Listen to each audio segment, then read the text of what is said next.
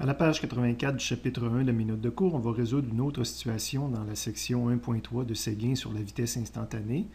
Une situation où cette fois-ci, on va faire le travail inverse qu'on fait depuis quelques vidéos, où on va partir du graphique d'une vitesse qui nous est donnée, un graphique de la vitesse en fonction du temps, et où on va calculer la position.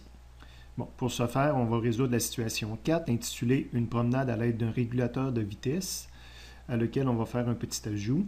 Je vous invite à prendre connaissance de la donnée initiale du problème à la page 38 de Séguin. Après une première lecture, on s'aperçoit que tout ce qu'on nous donne dans le fond comme donnée, c'est un graphique de vitesse. Donc ça fait partie de la donnée du problème. C'est ce que j'aurai sur ma solution déjà fournie. Et qu'on me demande quelle est la position en fonction du temps. Donc position en fonction du temps, c'est mon inconnu. Je vais faire un graphique. Du graphique, on pourrait déjà déduire une observation, c'est que on a un déplacement à vitesse constante. Donc, c'était illustré sur le graphique, là, mais je le fais observer. Donc, le graphique de vitesse en fonction du temps, c'est une constante, c'est 100 km/h. Première observation, il est totalement impossible de tracer le graphique de position en fonction du temps si je ne connais pas la position initiale. Tu ne sais pas de où tu es parti, tu as beau connaître la vitesse, tu ne peux pas déterminer à quel endroit tu es rendu après un certain temps. Donc, c'est pour ça qu'on disait que le problème était incomplet et qu'il fallait faire un ajout. Donc, c'est la deuxième fenêtre verte un peu plus loin là, dans le texte de Séguin. Donc, je vous invite à prendre connaissance également de la deuxième fenêtre verte. À la lecture de cette deuxième fenêtre, ça nous rajoute des données supplémentaires. Donc, on dit qu'initialement, à 16 heures, étant donné qu'il va y avoir plusieurs heures, je ne l'appelle pas T initial, je vais l'appeler T0. Et on est à la position 250 km. Donc, même chose, étant donné qu'il y a plusieurs positions, je vais l'appeler X0. Je vous rappelle que pour des solutions, ce qu'on fait appel à un graphique comme ça en fonction du temps, le dessin illustrant la situation n'est pas nécessairement obligatoire. Donc, j'ai montré l'objet à X0, T0 qui a une certaine vitesse, puis là, il va se déplacer. Je l'ai mis en rouge différent pour montrer que ce n'est pas obligatoire. Ce qu'on fait plutôt, c'est rajouter au besoin là, les données sur notre graphique. Présentement, ce n'est même pas un graphique de position, donc je ne peux pas ajouter ni X ni X de T, puis Vx est déjà tracé. Il y a peut-être le T0 qui serait intéressant de mentionner, dire que le 16 heures, c'est le T0. Cela me prend un outil, une formule, une loi de physique pour résoudre ce problème-là. On va aller dans le résumé. Pour la section 1.3 de Séguin, quand on travaille avec les graphiques de position ou de vitesse instantanée, c'est la deuxième page du résumé. Au départ, on nous parle de la vitesse, puis on nous donne le graphique de position, ce qui n'est pas vraiment notre situation. Nous, c'est plutôt qu'on a le graphique de vitesse et qu'on veut calculer la position. Donc, les formules possibles, c'est les formules ici. Je vais utiliser la formule mentionnée ici. De retour à mon problème, donc j'ai retranscrit la formule qu'on voyait dans le résumé. Ma position finale, c'est ma position initiale, plus l'aire d'un graphique de vitesse en fonction du temps. Première remarque, c'est équivalent, cette chose-là, position finale est égale à position initiale. L'aire correspond au déplacement. Donc, ta position finale, c'est toujours ta position initiale plus un déplacement. Puis ma façon d'obtenir le delta x, c'est de faire des calculs d'air. Je l'adapte à mon problème. Donc, x final est égal à x initial plus, je vais montrer que je fais des calculs d'air. Je ne montrerai pas tous les calculs d'air que je vais faire, mais je montre c'est quoi que je vais calculer. Je vais calculer des aires comme ça. Donc, je vais faire des rectangles autour de ma courbe de vitesse. Donc, ça va être mon A. Vous voyez, j'identifie ici que je vais faire plus des aires. Je continue à l'adapter plus spécifiquement à mon problème en disant que je vais calculer une première position. Donc, ça va être position finale. À l'aide d'une première position initiale, ça va être mon x0 plus mon r. Si je mets des chiffres dans cette équation-là, x1, le x0 est donné, c'est 250 plus a.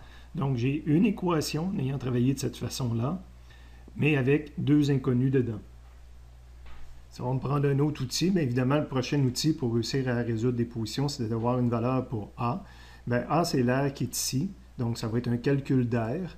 Je pourrais aller dans le résumé, mais si on va dans les résumés, il faut aller dans la partie géométrie, là, qui est une partie des annexes. Donc, il y a une annexe qui porte sur la géométrie, mais à peu près tout le monde sait que quand on veut calculer l'aire d'un rectangle, c'est la base fois la hauteur. Donc, on la retrouve dans les annexes. Je l'ai mis en jaune pour montrer que c'était une formule officiellement qu'on pouvait utiliser dans le cadre du cours. Je commence à l'adapter à mon problème. La base, c'est la distance qui est ici. On est sur l'axe dt.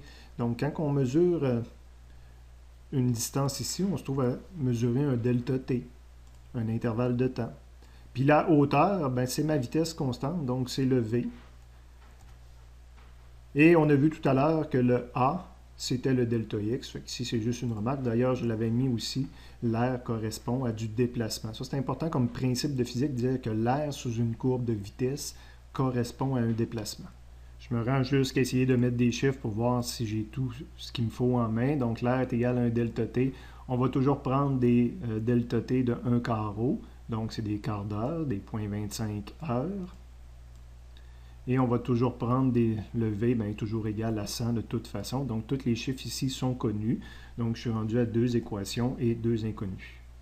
Si je le mets immédiatement dans une calculatrice, bien, je vais obtenir une première position, puis j'ai mon air. Évidemment, pour dresser un graphique, avoir une seule position, c'est peut-être pas utile. C'est peut-être pas suffisant. Donc, je vais calculer d'autres positions. Donc, la prochaine position va être ma position initiale, qui est maintenant x1, plus l'air, le même A, on va toujours avancer avec, en déplaçant, si on veut, notre rectangle là, pour aller chercher une valeur plus loin. Donc, ça me rajoute une troisième équation avec une troisième inconnue. Donc, j'étais à 3 équations, 3 inconnues, c'est pas un problème. Puis là, je peux calculer plusieurs points. x3, ça va être x2 plus a. C'est une quatrième équation, mais ça a rajouté seulement une quatrième inconnue. x5, puis x6, x7, le nombre de points que je veux pour tracer mon graphique. Dans le livre de Seguin, c'était rendu jusqu'à x8, donc ce qui me donnait 9 équations à 9 inconnues. Nous sommes donc rendus à l'étape mathématique du problème, donc soit qu'on le résout avec une calculatrice scientifique, ce qui est montré ici. Donc ma première équation, x1 est égale à 250 plus a, ma deuxième, a est égale à 0,25 fois 100, et après ça, les autres équations, x2 est égal à x1 plus a, x3. Je demande à ma calculatrice de me résoudre ça pour toutes mes inconnues et j'obtiens les réponses que je vais avoir transcrites dans ma solution. Ici, les réponses qui étaient fournies par la calculatrice, mais encore une fois, ce n'est pas obligatoire. Ou donc sans calculatrice, ou que je veux programmer ma solution dans un ordinateur. Donc, je mets la deuxième équation dans la première, ce qui me permet d'écrire avec ma position finale toujours la position initiale plus V fois delta T, ce qui est bien classique comme genre d'équation. Évidemment, le V, c'est toujours 100, puis le delta T, on trace un graphique avec un point à toutes les 15 minutes. Donc, on a un delta T toujours de 1 quart d'heure. Ce qui veut dire que je suis prêt à tracer ma solution, donc je me prépare un graphique X en fonction de T. Et je mettrai mes points dessus. Donc, la position initiale, c'était le 250. Après ça, mon x1, c'est 275. Donc, je mets le point. Le x2, c'est 300, etc. Je mettrai tous les points sur ma courbe. Et après, ben là, je tracerai la ligne noire qui est en arrière. Donc, c'était pas là au départ. On ajoute tranquillement en fonction des réponses qu'on a obtenues. Remarque, la pente de cette courbe-là, c'est ma vitesse de 100 km. La pente de cette courbe-là nous donne le graphique de V est égal à 100 en haut.